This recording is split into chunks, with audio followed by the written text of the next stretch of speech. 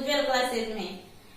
आज अपना टॉपिक रहेगा, इसी को विकास और वृद्धि को पढ़ रहे हैं अपन रेगुलरली। और आज मदर्स डे है, तो सबसे पहले मेरी ओर से सबको हैप्पी मदर्स डे। देखिए दोस्तों, आज पढ़ेंगे अपन विकास के सिद्धांत। और चैनल को यदि सब्सक्राइब नहीं किया है तो सब्सक्राइब कर लीजिएगा और बेल आइकन को दबाना ना भूलिएगा। आज अपन विकास के सिद्धांत अपन पिछले टॉपिक में पढ़ चुके हैं। आज अपन पढ़ेंगे विकास के परिवर्तन। विकास के परिवर्तन यानी विकास किस किस में परिवर्तन होते हैं। जैसे पहला है इसमें आकार में परिवर्तन। पहला है आकार में परिवर्तन। आकार में परिवर्तन दोस्तों दो पक्षों में होता है। आकार में जो परिवर्तन है वो दो पक्षों में देखा जाता है। एक तो जैसे शारीरिक परिवर्तन होते हैं, वो भी क्या है, आकार में परिवर्तन होता है। आकार में परिवर्तन में एक तो होता है शारीरिक परिवर्तन और एक होता है मानसिक परिवर्तन। मानसिक परिवर्तन। अब देखिए शारीरिक परिवर्तन में क्या क्या चेंज होता है, कौन किस किस के आकार में चेंज होता है। जैसे लंबाई, शारीरिक परिवर्तन में जैसे देखें तो लंबाई में परिवर्तन होता है, विकास होता है। तो लंबाई में परिवर्तन, ये हालांकि अभिवृद्धि है, इसको अभिवृद्धि बोलेंगे, लेकिन क्योंकि हमें पता है कि अभिवृद्धि जो है वो विकास में ही क्या है, समाहित है, इसलिए ये विकास भी है। अभिवृद्धि के साथ साथ में क्या है, विकास भी है। तो देखिए लंबाई में परिवर्तन या चौड़ाई में परिवर्तन या फिर भार या वजन बोल सकते हैं, इसको क्या बोलेंगे, वजन में परिवर्तन जो है ये भी क्या है, बढ़ता जाता है। यानी इसमें भी क्या है, आकार में इसमें क्या होता जाता है, परिवर्तन। यानी शारीरिक परिवर्तन जो है इसको किस में है, आकार में परिवर्तन। दूसरा मानसिक परिवर्तन में कौन कौन से परिवर्तन होते हैं। जैसे सोचने की क्षमता है, सोचने की क्षमता है, ये क्या है कि बढ़ेगी। जैसे जैसे बड़े होंगे तो सोचने की क्षमता बढ़ेगी, यानी उसके आकार में क्या हो गया, परिवर्तन हो गया। ऐसे ही चिंतन है, बुद्धि। अब बुद्धि में भी क्या होता है, धीरे धीरे बढ़ोतरी होती है, यानी उसमें भी क्या होता है, विकास हो रहा है। यहाँ पे क्या हो रहा है, मानसिक विकास हो रहा है, यानी आकार में क्या हो रहा है, परिवर्तन हो रहा है। विचार है, संप्रत्यय है, ये सब क्या है, मानसिक परिवर्तन है। तो आकार में परिवर्तन दो टाइप से होते हैं, एक तो शारीरिक परिवर्तन, दूसरा है मानसिक परिवर्तन। और दूसरा आता है अपना अनुपात में परिवर्तन। अनुपात में परिवर्तन, आकार में परिवर्तन। दूसरा है अनुपात में परिवर्तन। अब अनुपात में परिवर्तन किस किस पक्ष में होता है। जैसे शारीरिक पक्ष में, एक तो किसमें होता है, शारीरिक पक्ष में होता है, मानसिक पक्ष में होता है। अब कैसे होता है वो भी देखेंगे। सामाजिक पक्ष में होता है और नैतिक पक्ष में भी होता है, भाषाई पक्ष में भी होता है। ये सारे क्या है, विकास के ही पक्ष है। अब देखिए अनुपात में परिवर्तन। अनुपात में परिवर्तन कैसे हो रहा है, शारीरिक पक्ष में यदि देखें तो एक निश्चित अनुपात में परिवर्तन होता है, यानी पहले जिस अनुपात में वृद्धि हो रही थी, अभिवृद्धि, विकास जो है वो अभिवृद्धि से ही संबंधित है। तो जिस आकार में अभिवृद्धि हो रही थी उसी आकार में, जैसे ये एक व्यक्ति है, ये क्या है कि व्यक्ति है। अब जिस अनुपात में ये बढ़ रहे थे, पहले क्या होता है, सिर जो है ये बड़ा होता है और अदर जो अपना पार्ट है वो क्या होता है, इतना बड़ा नहीं होता, लेकिन बढ़ते बढ़ते जैसे आकार में जन्म से लेकर 18 वर्ष तक सिर का आकार कितना होता है? सिर्फ और सिर्फ दुगुना होता है। और जो धड़ है ये तिगुनी होती है, धड़ जो है वो तिगुनी होती है। और हाथों में 4 गुना और पैर जो है वो जन्म से 5 गुना तक बढ़ जाते हैं। यानी एक निश्चित आकार में ये अनुपात में बढ़ रहे हैं। और जब बड़े होंगे तो क्या होगा कि यही अनुपात, अब जिस अनुपात में ये बढ़ेंगे हाथ, जिस अनुपात में जैसे ये सिर बढ़ेगा उसी अनुपात में ये हाथ नहीं बढ़ेंगे।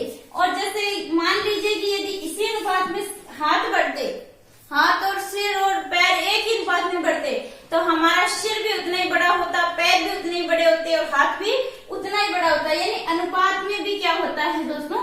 परिवर्तन होता है। तो इसमें कौन कौन से पक्ष होंगे? शारीरिक पक्ष, मानसिक पक्ष, सामाजिक पक्ष, नैतिक पक्ष और भाषाई पक्ष। नेक्स्ट देखिए, नेक्स्ट है अपना नंबर 3 जो है वो है पुराने चिन्ह जो है अपने। नंबर 3 देखिए क्या है?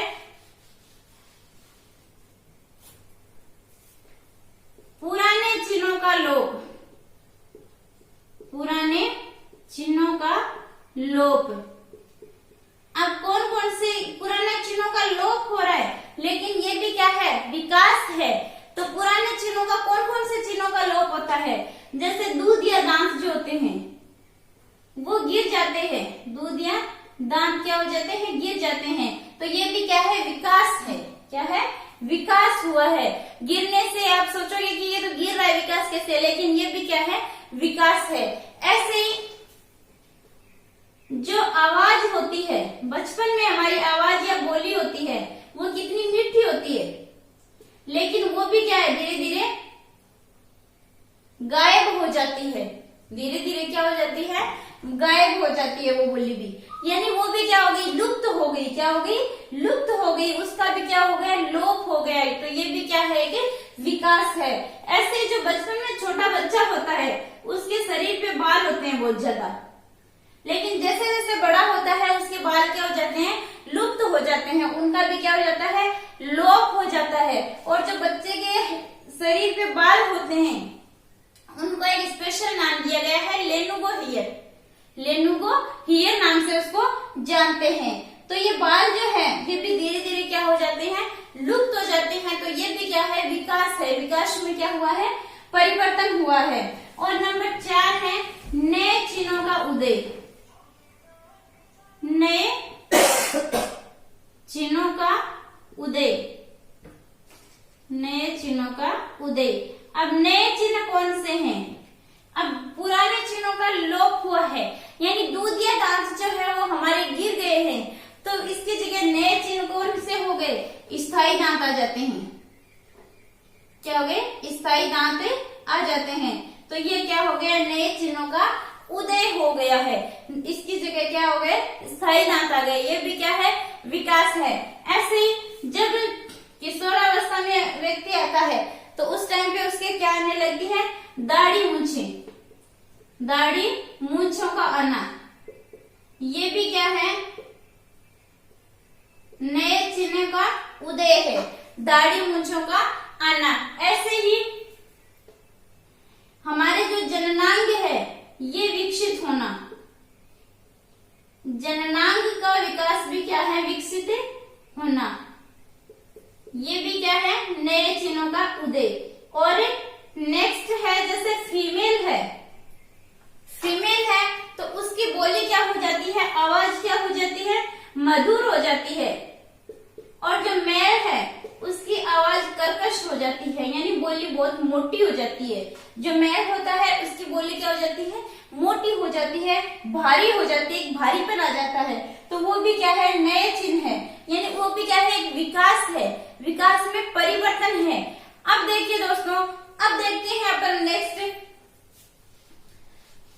कि विकास और अभिवृद्धि जो है, विकास और अभिवृद्धि जो है उनको प्रभावित करने वाले कारक कौन कौन से हैं? अभिवृद्धि और विकास को प्रभावित करने वाले कारक। प्रभावित करने वाले कारक। अब कौन कौन से कारक हैं जो अभिवृद्धि और विकास को प्रभावित करते हैं? तो देखिए, इसमें सबसे पहला आता है अपना वंशानुक्रम। वंशानुक्रम विकास को प्रभावित करता है। जैसे सुना होगा, कई बार अपन देखते हैं कि जैसे उसके मम्मी पापा हो या दादा दादी होते हैं, वैसा ही क्या होता है, बच्चा होता है। या कई बार बोलते हैं कि ये तो नाना पे गया है, ये तो नानी पे गया है, ये दादी पे गया है, ये तो पापा पे गया है, यानी वो क्या है, वंशानुक्रम है। कई बार देखते हैं कि ज्यादा जो बुद्धि उपलब्धि वाला आदमी होता है, ज्यादा जो इंटेलिजेंट होता है, उनके बच्चे भी बहुत ज्यादा इंटेलिजेंट होते हैं। या फिर एकदम जो जड़ बुद्धि का होता है, उसके बच्चे भी वैसे होते हैं। यानी वंशानुक्रम का प्रभाव पड़ता है विकास पर, विकास को प्रभावित करते हैं। और अभिवृद्धि को कैसे करते हैं? जैसे अपन देखते हैं कि कई व्यक्ति जो बहुत लंबे होते हैं, तो उनकी संतानें भी क्या होगी, लंबी होगी। और कई जो है बहुत छोटे कद के होते हैं, तो उनकी संतान भी बहुत छोटे कद की होती है। यानी वो भी क्या, अभिवृद्धि को प्रभावित कर रहा है। ये कारक वंशानुक्रम किसको प्रभावित कर रहा है? अभिवृद्धि को भी प्रभावित कर रहा है। अब नेक्स्ट देखिए, वातावरण। वातावरण भी दोस्तों अभिवृद्धि और विकास दोनों को प्रभावित करता है।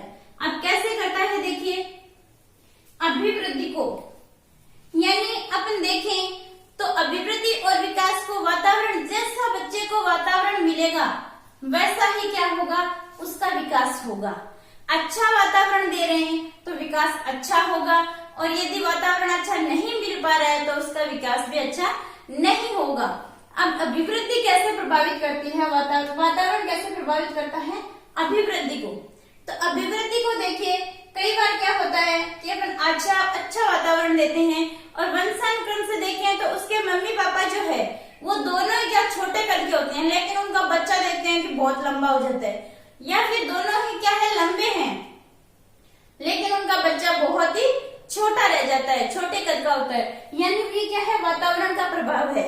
उनका वंशानुक्रम से होता तो बहुत ज्यादा क्या होता, उनके अकॉर्डिंग ही होता। लंबे हैं तो लंबा होता, छोटे हैं तो छोटा होता। लेकिन यहाँ पे क्या है कि ना, उनके उल्टा हो रहा है जस्ट।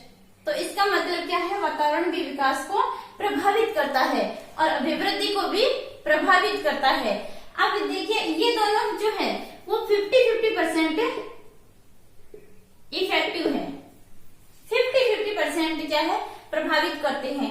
लेकिन इनमें माना जाता है कि सर्वाधिक कौन प्रभावित करता है, वातावरण। सर्वाधिक जो है वो कौन प्रभावित करता है, वातावरण। कैसे? वंशानुक्रम, यानी बच्चा जो है वो जन्म लेते ही, चाहे वो मतलब निम्न कैटेगरी का हो, लेकिन वो जन्म लेते ही अच्छे परिवार में डलवा दिया, उसको अच्छे परिवार में छोड़ दिया, तो वो क्या होगा, उसका विकास भी, वातावरण अच्छा मिला तो उसका विकास भी क्या होगा, अच्छा होगा। और यदि अच्छे वातावरण वाले किसी बच्चे को यदि अपन किसी लो कैटेगरी में छोड़ दें तो क्या होगा कि उसका विकास भी क्या होगा, निम्न स्तर का होगा। यानी वातावरण सबसे ज्यादा प्रभावित करता है। अब नेक्स्ट है कि रोग या दुर्घटना। रोग या दुर्घटना ये भी विकास को प्रभावित करते हैं। रोग या दुर्घटना भी क्या है, विकास को प्रभावित करते हैं। अब कैसे प्रभावित करते हैं, देखिए, रोग या दुर्घटना विकास को कैसे प्रभावित करते हैं, ये देखिए। रोग जो है वो क्या है, जैसे विकसित है, उसके यदि विकलांग है, जन्म से कोई रोग है, तो वो क्या है, उसका विकास प्रॉपर नहीं हो पाएगा। या दुर्घटनावश किसी मानसिक चोट का शिकार हो गया या फिर किसी शारीरिक चोट का शिकार हो गया, तो उसका भी क्या है, अच्छे से डेवलपमेंट नहीं हो पाएगा। अब नेक्स्ट है संस्कृति एवं सभ्यता। संस्कृति एवं सभ्यता। संस्कृति और सभ्यता, जैसे संस्कृति अपन बच्चों को देंगे, जैसे संस्कार देंगे, वैसे ही बच्चों का विकास होगा। अब जैसे देखा जाए तो अपने इंडिया में अदर देशों की बजाय संस्कृति जो है वो अच्छी है, यानी संस्कार अच्छे दिए जाते हैं, मिलनसार होते हैं। लेकिन अदर देशों में देखा जाए तो ऐसी सभ्यता या संस्कृति लोगों में नहीं होती है। नेक्स्ट है परिवार या समाज या फिर देश। देखिए परिवार भी जो है वो इसको अब प्रभावित करते हैं अभिवृद्धि और विकास को। यानी परिवार में बच्चा जो सीखेगा, जैसा उसकी वृद्धि होगी, जैसा उसको वातावरण मिलेगा, ये वातावरण में ही आ जाते हैं, जैसा उसको वातावरण मिलेगा परिवार में वैसा ही उसका क्या होगा, विकास होगा। अब नेक्स्ट आता है अपना स्कूल। परिवार से निकल के कहाँ पे जा रहा है, स्कूल। यानी जिस प्रकार का विद्यालय उसको मिलेगा, स्कूल मिलेगा, उसका डेवलपमेंट भी वैसा ही होगा। कैसे? जैसे कि अपन अच्छे स्कूल में डलवा रहे हैं तो बच्चे का डेवलपमेंट अच्छे तरीके से होगा। लेकिन यदि अपन जो स्टडी करवा रहे हैं और उसमें क्या है, बच्चा अच्छे घर से है लेकिन उसका डेवलपमेंट क्या होगा, अच्छा नहीं होगा। अब नेक्स्ट है विद्यालय में भी सब कुछ जो है वो प्रभावित करेगा। जैसे शिक्षक है, अब शिक्षक कैसा है, यदि वो कोई आलसी है या इस प्रकार का है, अच्छा स्कूल है लेकिन क्या है, शिक्षक जो है वो अच्छा नहीं है, मेंटली डिस्टर्ब करता है बच्चे को, या फिर वो पिटाई वगैरह वाला है, तो क्या होगा, उसका डेवलपमेंट अच्छा नहीं होगा। और प्लेग्राउंड यानी खेल का मैदान वगैरह सब कुछ जो है इसको प्रभावित करेंगे। अब नेक्स्ट जो है वो अपन पढ़ते हैं विकास की अवस्थाएं। विकास की अवस्थाएं,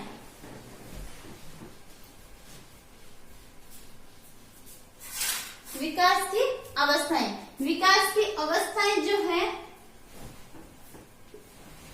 विकास की अवस्थाएं। अब देखिए विकास की अवस्थाओं में सबसे पहले देखा है तो अपनी आती है गर्भावस्था। सबसे पहली अवस्था है गर्भावस्था। और फ्रेंड्स ये गर्भावस्था है वो कहाँ से शुरू होती है, ये 0 से शुरू होती है। इसका स्टार्टिंग है 0 से और कहाँ तक होती है, जन्म तक। कब तक होती है, जन्म तक चलती है ये। या फिर इसको अपन बोल सकते हैं कि जब भ्रूण बनना स्टार्ट होता है तो ये भ्रूण से शुरू होती है और ये कहां तक चलती है, जन्म तक चलती है, जन्म तक चलती है। और इसका समय पूछा जाए तो इसका समय होता है 9 माह 10 दिन का। 9 माह 10 दिन का इसका गर्भावस्था का टाइम होता है। लेकिन दोस्तों ये कई बार पूछा जाता है दिन में, तो 280 दिन होते हैं। ये कई बार पूछा जा चुका है कि गर्भावस्था का समय कितना होता है और दिन में दिया हुआ होता है तो दिन कितने होते हैं, 280 दिन होते हैं। अब दूसरी अवस्था आती है शैशवावस्था। शैशव अवस्था। अब शैशव अवस्था जो है वो ध्यान रखना है कहाँ से है। कई बार हम गलती क्या कर देते हैं, इसको 0 से 5 वर्ष कर देते हैं, लेकिन 0 से 5 वर्ष ये नहीं होती है। ये होती है जन्म से 5 वर्ष का अंत या फिर 6ठे वर्ष का आरंभ। 5 वर्ष का लास्ट या फिर 6ठे वर्ष का स्टार्टिंग जो टाइम होता है ये कब होता है, शैशव अवस्था का होता है। और नेक्स्ट जो आती है वो है आपकी बाल्यावस्था। बाल्यावस्था। अब बाल्यावस्था जो है वो कहां से स्टार्टिंग हुई, जहां पे कंप्लीट हुई है उससे ये क्या होगी, स्टार्ट होगी। यानी 5 वर्ष का एंडिंग या फिर 6ठे वर्ष की स्टार्टिंग यहां से लेकर के कहां तक होती है, 12 वर्ष की एंडिंग या फिर 13 वर्ष की स्टार्टिंग। तो इसको इजी वे में अपन बोलते हैं तो इस तरीके से याद रखेंगे, जन्म से 5 वर्ष, फिर 5 वर्ष से 12 वर्ष, 5 वर्ष से 12 वर्ष। अब जो आती है नेक्स्ट आपकी आती है किशोरावस्था। नेक्स्ट है आपकी किशोरावस्था। और जो किशोरावस्था है इसका टाइम पीरियड जो है वो होता है जहां पे ये खत्म होती है, यानी 13 वर्ष से लेकर 18 वर्ष। 13 वर्ष से लेकर 18 वर्ष तक कौन सी अवस्था रहती है, अपनी किशोरावस्था रहती है। और नंबर 5 पे आती है प्रौढ़ावस्था। प्रौढ़ावस्था, प्रौढ़ावस्था कहां से स्टार्ट होगी कि 19 वर्ष के बाद में, 19 वर्ष के बाद का जो समय है वो सारा किसका है, प्रौढ़ावस्था का समय है। 19 वर्ष के बाद का या 19 वर्ष के ऊपर का जो समय है वो किसका है, प्रौढ़ावस्था का है। अब देखिए दोस्तों, शैशवावस्था में अपन बच्चे को बोलते हैं भ्रूण। क्या बोलते हैं, भ्रूण बोलते हैं। ऐसे ही शैशवावस्था में बच्चे को शिशु बोलते हैं। क्या बोलते हैं, शिशु। और जो बाल्यावस्था में आ जाता है तब देखिए, यदि लड़का है तब तो बोलते हैं बालक, लड़का है तब तो बोलेंगे बालक, और लड़की है तो क्या बोलेंगे, बालिका। क्या बोलेंगे, बालिका। ऐसे ही किशोरावस्था में यदि लड़का है तो बोलेंगे किशोर। क्या बोलेंगे, किशोर। और लड़की है तो क्या बोलेंगे, किशोरी बोलते हैं। विकास की जो अवस्था है वो मेन पूछे तो 5 है, लेकिन अपने सिलेबस में कितनी है, 3 ही अवस्थाएं अपने पढ़ते हैं। लेकिन यदि मेन पूछी जाए कि मुख्य रूप से विकास की अवस्थाएं कितनी है, तो मुख्य रूप से 5 होती है। गर्भावस्था जो जन्म से 9 माह जन्म तक होती है, 0 से। शैशवावस्था जन्म से 5 वर्ष तक। बाल्यावस्था 5 से 12 वर्ष तक। किशोरावस्था 13 से 18 वर्ष तक। और प्रौढ़ावस्था 19 वर्ष के ऊपर की आयु जो है वो किस में आती है, प्रौढ़ावस्था में आती है। तो ध्यान रखिएगा कि मुख्य रूप से विकास की अवस्थाएं कितनी होती है, 5 होती है। कितनी होती है, 5 होती है। अब देखिए विकास के पक्ष, विकास के पक्ष, विकास के पक्ष कौन कौन से हैं, विकास के पक्ष कौन कौन से हैं। तो विकास तो दोस्तों एक ही होता है, व्यक्ति का एक ही होता है, लेकिन हमें इजी वे में हम समझने के लिए उसको अलग अलग भागों में डिवाइड कर देते हैं, इसके अलग अलग पक्ष बना देते हैं। तो विकास के पक्ष कौन कौन से होते हैं। पहला होता है शारीरिक पक्ष। विकास का पहला पक्ष होता है शारीरिक पक्ष। दूसरा होता है मानसिक पक्ष। कौन सा होता है, मानसिक पक्ष। और तीसरा जो है वो होगा सामाजिक पक्ष। कौन सा होगा, सामाजिक पक्ष। और नंबर 4 होगा अपना नैतिक पक्ष। और 5 नंबर जो है वो अपना होगा भाषाई पक्ष। विकास का पक्ष कौन सा होगा, भाषाई पक्ष। किसके संदर्भ में पढ़ेंगे, जैसे अपने जो है सिलेबस में वो कौन कौन सी अवस्थाएं हैं। एक तो है शैशवावस्था, शैशव अवस्था। दूसरी है बाल्यावस्था, बाल्यावस्था। और तीसरी है किशोरावस्था। अपने सिलेबस में यही अवस्थाएं हैं।